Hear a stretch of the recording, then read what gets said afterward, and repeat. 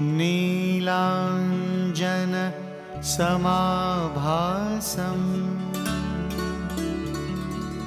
रविपुत्रं यमाग्रजं छायामार्तण्डसम्भूतं तं नमामि शनैश्चरम्।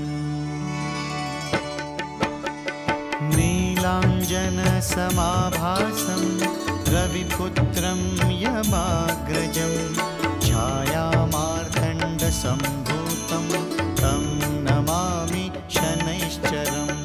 नीलाञ्जनसमाभासं रविपुत्रं यमाग्रजं छायामार्तण्डसम्भूतं तं नमामि शनैश्चरम्।